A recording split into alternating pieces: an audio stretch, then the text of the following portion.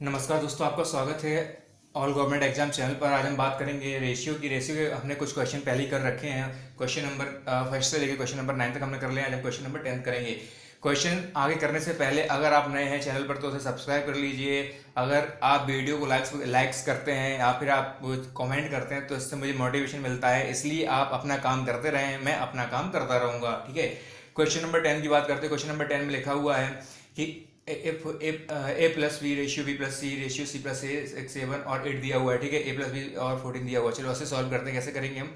सबसे पहले है पूछा क्या गया था हमसे, सी का मान पूछा गया है। ठीक है, सबसे पहले क्या है, ए प्लस बी है। ठीक है, ए प्लस बी हमको दिया हुआ है, कितना दिया है? ए प्लस बी 6 है। बी प्लस सी हमको दिया हुआ है, बी प्लस सी है 7। ठीक है, और सी प्लस ए हमको दिया हुआ है 8। अब हमें इधर दिया हुआ है हमको ए प्लस बी प्लस सी 14 दिया हुआ है। ठीक है, तो हमसे पूछा क्या है, सी की वैल्यू हम कैसे निकालेंगे? या तो मैं इन सबको जोड़ दूं, उसके बाद में अब इन सबको जोड़ूंगा। भाई ए प्लस बी की वैल्यू 6 बताई गई है, तो मुझे तो पता नहीं कितना है। ठीक है, तो अब एक काम करते हैं, हम के मान लेते हैं। ठीक है, के को हम मान लेते हैं, मतलब कि के मान के हम काम करते हैं। जैसे 6 कुछ ना कुछ, मैंने आपको कल भी एक वीडियो लाया था, उसमें मैंने आपको बताया हुआ था। देखो, कभी भी जो रेशियो होता है अगर वो उसका किसी ना किसी के साथ तो मल्टीप्लाई होता है। ठीक है, तो उसी तरीके से मैं इसमें 6 के मान लेता हूँ, उसको 7 के मान लेता हूँ, उसको 8 के मान लेता हूँ। ठीक है, अब आगे काम करते हैं। अब ए की वैल्यू ए प्लस बी, अगर मैं इन सबको जोड़ दूंगा तो क्या हो जाएगा? तो ये 2a प्लस बी प्लस सी आएगा। अब 2a प्लस बी प्लस सी कैसे आया? देखो, अगर मैं इन सबको जोड़ूंगा तो इनमें सब में दो दो बार आ रहा है। ए 2 बार आ रहा है, सी 2 बार आ रहा है, तो इसलिए क्या था, 2a 2b 2c आया था, तो इसलिए मैंने दो को क्या कर लिया, कॉमन ले लिया। उसके बाद में अगर मैं इन सबको जोड़ूंगा तो कितना आ जाएगा? 6 और 7 हो जाएगा हमारा, 6 7 8, तो ये सब हमारा कितना आ जाएगा? 21 आ जाएगा। ठीक है, कितना हो जाएगा? 21, 6 18 हो गई, 21 आएगा। ठीक, जो 21 के है। अब a प्लस बी प्लस सी ये सब किसके बराबर है? 21 के, और ये 2 नीचे आ जाएगा इसके, तो कितना हो जाएगा? ये 21 के अपॉन 2 हो जाएगा। ठीक है, इतनी बात आपको समझ में आ गई। अगर मैं के की वैल्यू मुझे निकालनी है तो मैं कैसे निकाल सकता हूँ? मुझे a प्लस बी मिल जाएगा, यहाँ से मुझे मालूम है कि भाई a प्लस बी की वैल्यू कितनी बताई गई है? 14। तो चलो मैं यहाँ पे 14 रख देता हूँ, यहाँ पर 14, तो ये 14 इधर आ जाएगा, और ये 21/2, और ये क्या हो जाएगा? तो के की वैल्यू क्या निकल के आएगी हमारी? के की वैल्यू निकल के आएगी 14 28, 28/21। ठीक है, के बराबर, और ये 7 से कट जाएगा, 7 चौको 28 और 7 थी 21 हो जाएगा। ठीक है, के की वैल्यू हमारी कितनी आएगी? 4/3। तो अब हम एक काम कर सकते हैं क्या? अब हमसे पूछा क्या गया है, देखो जरा, ये क्वेश्चन थोड़ा सा लेंदी है, वैसे है बहुत आसान। सिंपल सा क्या होता है, के माना, के मानने के बाद मैंने ये वैल्यू रखी, उसको मैंने जोड़ लिया, तो के की वैल्यू मैंने निकाल दी यहाँ से। ठीक है, अब मुझसे पूछा क्या गया है कि सी का मान निकालना। मैं सी का मान कैसे निकाल सकता हूँ? मैं सी का मान, यहाँ पे मुझे ए प्लस बी बताया गया है। ठीक है, तो एक काम करता हूँ मैं, ए प्लस बी प्लस सी यहाँ पे दिया हुआ है, तो मैं ए, जैसे यहाँ पे ए प्लस बी प्लस सी दिया हुआ है। ठीक है, अब इसमें से अगर मैं ए बी को माइनस कर दूँ, किसको? ए प्लस बी को, तो सी की वैल्यू बचेगी यहाँ पे, तो सी मुझे मालूम पड़ जाएगा। अब ए प्लस बी प्लस सी कितना बताया गया था? 14 बताया गया था। ठीक है, ए बी कितना बताया गया था? ए बी हमारा 6 है, 6 के है। देखो 6 के है, तो मैं इसको 6 के है तो 6 तो मुझे मालूम ही है। ठीक है, और ये जो के की वैल्यू है वो कितनी है? 4/3, तो मैं 4/3 का यहाँ पे मल्टीप्लाई कर दूंगा तो कितना आ जाएगा? 4 दूनी 8 आ जाएगा। ठीक है, 4 दूनी 8, तो जो ए प्लस बी की वैल्यू कितनी आई है? 8। तो अगर मैं इसको माइनस करता हूँ, ठीक है, तो कितना आएगा हमारा? ये 6 आएगा। ठीक है, कितना आएगा हमारा? ये 6। तो 6 हमारा क्या है? आंसर। तो ऑप्शन ए हमारा फर्स्ट। क्वेश्चन नंबर 11 करते हैं। क्वेश्चन नंबर 11 में दिया हुआ है x/y 3/4 है। ठीक है, the ratio of 2x plus 3y and 3y minus 2x is. तो हमसे पूछा गया है कि इसकी जो वैल्यू निकालनी है, ठीक है, रेशियो निकालना है इसका और इसका। कैसे निकालेंगे? हमें x/y दिया हुआ है, कितना है? 3/4, मतलब x की वैल्यू 3 है, y की वैल्यू 4 है।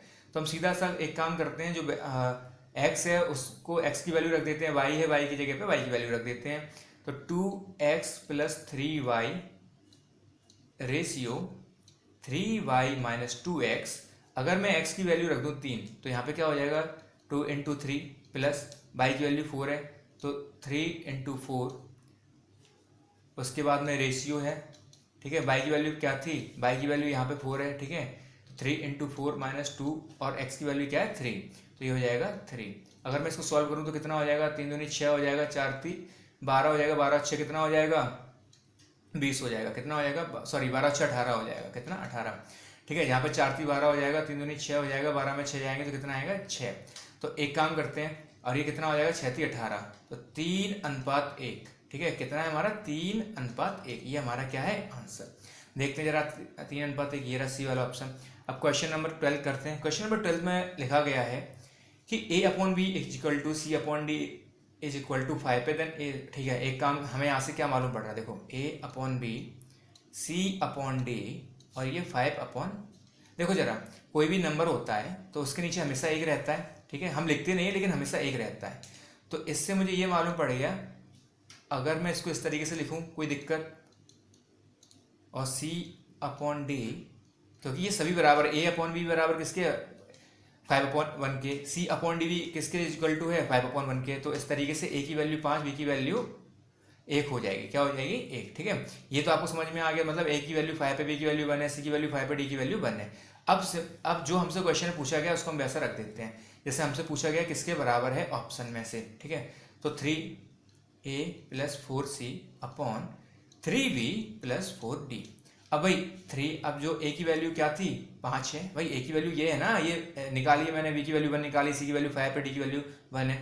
तो 3 × 5 + 4 × C है, तो C कितने हैं, C हमारा 5 है। तो ठीक है, मैंने यहाँ पे 5 लिख दिया। ठीक है, उसी तरीके से 3 × अब B की वैल्यू कितनी है, B की वैल्यू भाई यहाँ पे 1 निकल के आई थी तो मैंने 1 लिख दिया यहाँ पे, प्लस उसके बाद में D की वैल्यू कितनी थी हमारी 1, तो मैंने यहाँ पे 1 लिख दिया। D की वैल्यू क्या थी 4 × 1। ठीक है, अगर मैं इसको सॉल्व करूँ तो कितना आ जाएगा, 5 थी 15 हो जाएगा, 5 को 20 हो जाएगा। ठीक है, उसके बाद में 3 आ जाएगा और ये 4 हो जाएगा। अगर मैं इसको जोड़ता हूँ तो कितना आ जाएगा 3 और ये 5 35 हो जाएगा, और ये कितना हो जाएगा 7 और 4 7 हो जाएगा। तो कितना आंसर आ जाएगा 5। ठीक है, ये 5 हमारा कहीं ऑप्शन में है, क्वेश्चन ये ऑप्शन ए है। क्वेश्चन नंबर 13 करते हैं। क्वेश्चन नंबर 13 देखो जरा, ये ऐसे क्वेश्चन है, ये आपको अलजेब्रा में ज़्यादा समझ में आएंगे। ठीक है, क्योंकि ये अभी कुछ क्वेश्चन और होंगे जो अलजेब्रा में बहुत अच्छे समझ में आए। ये आपको सिंपल से ऐसा करना है, देखो मैं आपको सॉर्टेड करा रहा हूँ। अभी क्वेश्चन 13 आ गया है रेशियो के अंदर। अगर नॉर्मली अगर मैं आपको कराता, बिल्कुल भी नहीं कराता रेशियो टॉपिक के अंदर, ये क्वेश्चन है अलजेब्रा के, लेकिन अब रेशियो से पूछे गए हैं तो इसलिए मुझे कराने पड़ रहे हैं। तो इससे आपको सिंपल सा क्या करना है, आपको ऑप्शन में रख देना है। क्या ऑप्शन में क्या रखना है आपको, क्वेश्चन क्या पहले ये पढ़ते हैं। यदि A/B = C/D = E/F है तो प्रत्येक का मान क्या होगा। हमको प्रत्येक का मान याद करना है, मालूम नहीं प्रत्येक का मान है क्या, तो हम सबको K मान लेते हैं। ठीक है, A/B = C/D = E/F।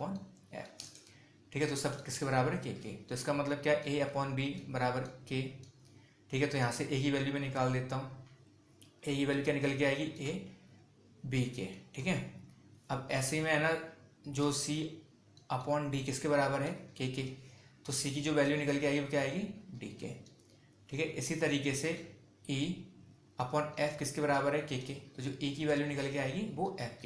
देखो तरीके होते हैं लिखने के अलग अलग तरीके से, पहले मैं अलग तरीके से लिख रहा था। ठीक है, यहाँ पे बन माना था नीचे मैंने। ठीक है, तो अलग अलग तरीके हैं, उसके तरीके से सॉल्व किए जाते हैं। ये अलजेब्रा का मेन टॉपिक है, फिर भी मैं करा रहा हूँ क्योंकि रेशियो में ये क्वेश्चन पूछा गया है, इसलिए आप सिर्फ सिंपल सा याद रखें, क्योंकि मैं आपका टेस्ट लूंगा, इसलिए आप उसमें ये वाला क्वेश्चन गलत नहीं करें। अब इसे करना कैसे होता है, ये हमें यहाँ पे वैल्यू किसकी मालूम पड़ेगी, A की वैल्यू क्या है BK और C की वैल्यू क्या है DK और ये E की वैल्यू है FK। तो हम एक काम करते हैं, ऑप्शन में रख के देख लेते हैं। तो मैं सिंपल सा मैं आपको बता रहा हूँ, डायरेक्ट करा रहा हूँ आपको।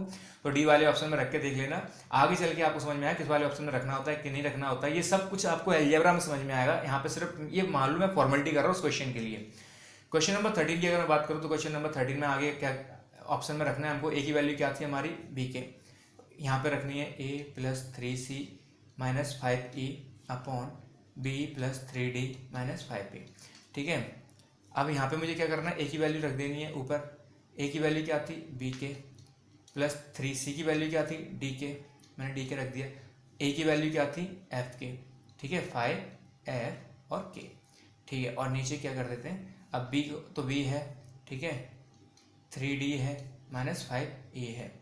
अब यहाँ से मैं ऊपर वाले में से अगर मैं न्यूमरेटर में से अगर K कॉमन ले लूँ तो ठीक है, तो क्या हो जाएगा B + 3D - 5E।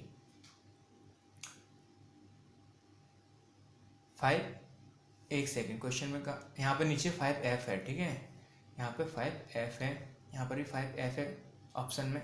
ठीक है, तो यहाँ पे 5F ही था हमारा। ठीक है, और उसके बाद में आगे हम करते हैं B + 3D - 5F। तो इससे ये कट जाएगा। ठीक है, तो ये क्या आ गया हमारा के। तो इस तरीके से क्या भाई के बचा हमारा, तो इसका मतलब ये पूरा हमने सॉल्व कर लिया है, इस वजह से के बचा हुआ था, तो हमारा आंसर क्या आ गया, डी ऑप्शन में, ठीक है, जो सेटिस्फाई करता है इसको के आ जाता है।